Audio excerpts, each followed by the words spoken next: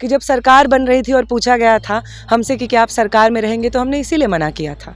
हम देखते हैं कि कुछ लोग जिनके आगे जा करके कुछ राजनीतिक सपने हैं, वो भविष्य देखते हैं क्योंकि उनके परिवार में ऑलरेडी कोई विधायक है, कोई राजनीति में है। उनके माध्यम से हम यही कोशिश करेंगे कि जो छात्र हैं जिन्होंने बीपीएससी का आंदोलन देखा, अभी भी छात्र गर्दनी बाग में बैठे हुए हैं, और इन छात्रों से मिलने के लिए न भाजपा के कोई नेता आए, न जदयू के किसी व्यक्ति ने उनको बुलाया। ये धोखाधड़ी याद रखें, छात्रों से जो धोखाधड़ी हुई है उसको याद रखें। लेकिन बिहार अब भी उन राज्यों में से है जिसने संघर्ष को जिंदा रखा है। खुद तो वो सीएम तक बन गए हैं और यहाँ के आम छात्र आज भी उन्हीं टूटी बेंचों पे बैठ रहे हैं।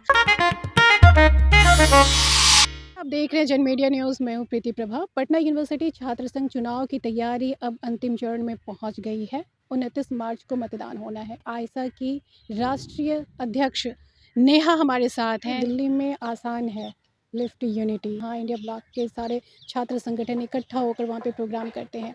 वो बिहार में क्यों नहीं पॉसिबल लग रहा है? क्या दिक्कतें हो रही हैं यहाँ पे? दिक्कतें तो मान लीजिए एक तरह से अगर देखा जाए तो इंडिया ब्लॉक की जो नींव थी वो भी बिहार ने रखी थी। हाँ, मैं स्टूडेंट्स विंग की बात कर रही हूँ। आपका भी संगठन है आयसा, जो CPI-ML का छात्र संगठन है, तो फिर क्यों नहीं यूनाइट हो पा रहे हैं? अलायंस क्यों नहीं हो पा रहा है? मुझे लगता है कि चुनाव, एक तो मतलब दो चीज़ें मैं इसमें कहना चाहूँगी। चुनाव जिस तरीके से पटना यूनिवर्सिटी या दिल्ली यूनिवर्सिटी में होते हैं कि वो चुनाव एक तरीके से वर्चस्व स्थापित करने का एक ऐलान है।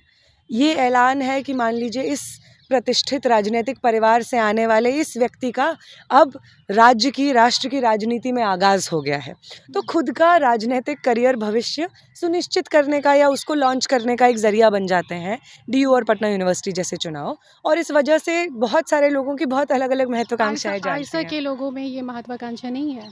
आयसा के लोगों में ये महत्वाकांक्षा नहीं है क्योंकि हमारी महत्वाकांक्षाएं थोड़ी सी अलग हैं।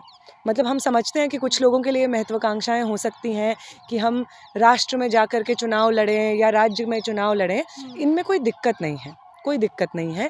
लेकिन अगर आप इस महत्वाकांक्षा को रखते हैं और उसके लिए, इन महत्वाकांक्षाओं को पूरा करने के लिए छात्रों के हितों के साथ में धोखेबाजी करते हैं, तो उसको हम किसी भी तरीके से सच अच्छा नहीं मानते हैं।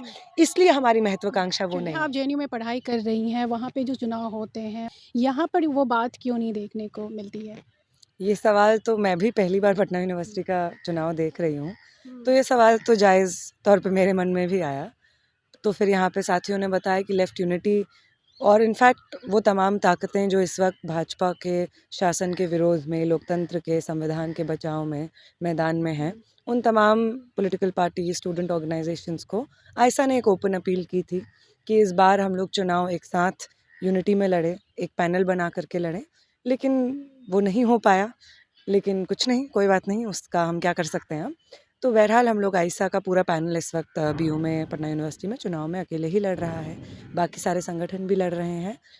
दिक्कत ये हो जाती है कि मान लीजिए JNU जैसे यूनिवर्सिटी में जो एक क्लोज्ड रेजिडेंशियल कैंपस है, वहाँ पे छात्रों तक, उनके कमरों तक, उनके क्लासरूम तक, ढाबों पे बैठकर उनसे बातचीत करना, उनके क्लासरूम्स में अपने सवाल उन तक लेकर के जाना, उनके सवालों को राजनीतिक मुद्दा बनाना, ये तमाम प्रक्रिया बहुत आसान फिर भी रह जाती है। वहाँ पे आप देखेंगे कि कभी भी जब भी चुनाव होंगे तो पर्चे किसी के उड़ाए नहीं जाएंगे। आप देखेंगे कि JNU के चुनाव में ऑडी, बोलेरो ये सब घुमाने का कोई चलन नहीं है। JNU में जब ABVP जैसा संगठन भी चुनाव लड़ता है तो उसको महिलाओं के अधिकार के बारे में बात करनी पड़ती है, उसको दलित, आदिवासी, पिछड़े समाज से आने वाले छात्रों से वोट मांगना पड़ता है, विनम्रता से अपनी माफ़ी, तमाम चीज़ों पे माफ़ी मांगते हुए या शर्मिंदा होते हुए।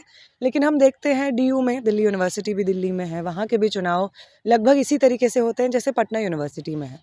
हम देखते हैं कि कुछ लोग जिनके आगे जा कर के कुछ राजनीतिक सपने हैं, वो भविष्य देखते हैं क्योंकि उनके परिवार में ऑलरेडी कोई विधायक है, कोई राजनीति में है, तो वो समझते हैं कि और कहीं नहीं तो इसी में अपना करियर बना लेंगे। वो लोग DU में भी चुनाव लड़ते हैं, वही लोग पटना यूनिवर्सिटी में भी मैं देख रही हूँ कि चुनाव लड़ रहे हैं। तमाम लोग वहाँ पे दिल्ली यूनिवर्सिटी में भी फ्लाईओवर से उनके बड़े बड़े बैनर लगते हैं, पटना यूनिवर्सिटी में भी मैं देख रही हूँ कि हर जगह लग रहा है। DU में भी मैं देखती हूँ कि जब वो चुन करके छात्र संघ में आते हैं तो उसके बाद ऐसे गायब होते हैं जैसे गधे के सर से सींग। पटना यूनिवर्सिटी में भी हमें पता चल रहा है कि ऐसा ही कुछ हाल है। तो ये कंपैरिजन तो बहुत मतलब नया नहीं है, ये परिप्रेक्ष्य नया हो सकता है, लेकिन ये उदाहरण जो पेश किए जा रहे हैं अलग अलग खेमे के पॉलिटिकल पार्टीज़ के, वो नए नहीं हैं। तो क्या प्रभाव पड़ सकता है? आप इसको कैसे देख रही हैं इस चुनाव को विधानसभा चुनाव से जोड़कर? हम तो बिल्कुल, जब हम हॉस्टल भी कल हम लोग कैंपेन करने गए हुए थे, तो वहाँ पे किसी स्टूडेंट ने हमसे पूछा कि देखिए चुनाव तो आता है और चुनाव मान लीजिए 1 महीने का चांदनी रहता है, उसके बाद फिर कैंपस वही हो जाता है। छात्रों को उसी टूटी हुई बेंच पर आकर के बैठना पड़ता है, क्योंकि जो छात्र संघ में चुन के जाते हैं उनको कोई मतलब नहीं रह जाता है। तो हम लोग चलिए चुनाव जो भी रहे, जैसा भी रहे, मनी मसल की पॉलिटिक्स के आधार पे चुनाव होता है, वोट खरीदा जाता है, बेचा जाता है, गोलियाँ सर पे लगा करके छात्रों को पोलिंग बूथ तक नहीं पहुँचने दिया जाता है। तो इन सब के बावजूद हम एज़ स्टूडेंट्स कैसे लड़ें? स्टूडेंट्स ने पूछा कि आप जो बोल रहे हैं कि इस वक़्त संघ का प्रशासन के अंदर इतना दबदबा है, तो आम छात्र कैसे लड़ें? तो तब हमने उन्हें यही कहा कि आपके सामने सिर्फ़ पटना यूनिवर्सिटी का चुनाव नहीं है, आपके सामने तो बिहार का चुनाव है।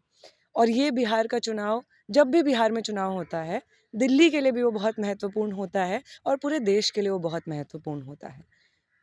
इस दौर में जब हम देख रहे हैं कि भाजपा एक तरफ़ा तमाम जगहों से, चाहे वो माने जो इलेक्टोरल रोल होते हैं उसमें से लोगों का नाम हटवा करके, या चंडीगढ़ में जो चुनाव हुए थे मेयर के, उस इलेक्शंस में धांधली करके जिस तरह से सामने आता है, उस तरीके से तमाम जगहों पर अपना सत्ता स्थापित कर रहे हैं।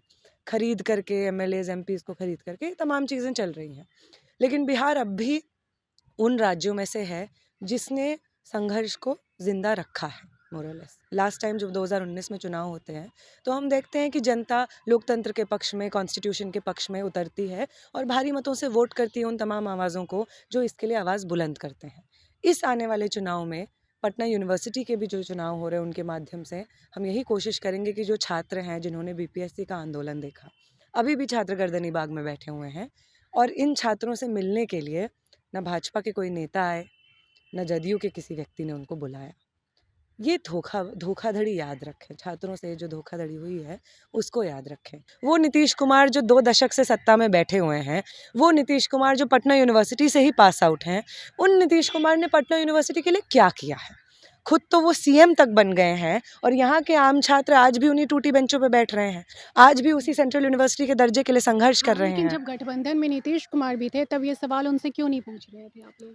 तब भी हम पूछ रहे थे, इसलिए भी, जब आपको मान लीजिए याद होगा शायद बहुत लोगों को, कि जब सरकार बन रही थी और पूछा गया था हमसे कि क्या आप सरकार में रहेंगे, तो हमने इसीलिए मना किया था, क्योंकि हम मानते हैं कि जो लोग सरकार में रहते हैं उनकी जनता के प्रति जवाबदेही भी रहती है। जब चुनाव होते हैं तो चुनावी गठबंधन हम बिल्कुल बनाते हैं, ताकि वो सॉवरेनिटी जिसकी गारंटी हमारे फ्रीडम फाइटर्स ने हमें बहुत संघर्ष और बहुत शहादत के बाद की थी, वो सॉवरेनिटी को हम लोग बरकरार रख सकें और तमाम केंद्र की सरकार के लोग अपना थोप ना सके राज्य की यानी सरकारों पे। मुद्दे महत्वपूर्ण है, ना बिल्कुल। कि संगठन, पार्टी या महत्वाकांक्षा। जी, नेहा, बहुत-बहुत शुक्रिया हमसे बातचीत करने के लिए। Thank you.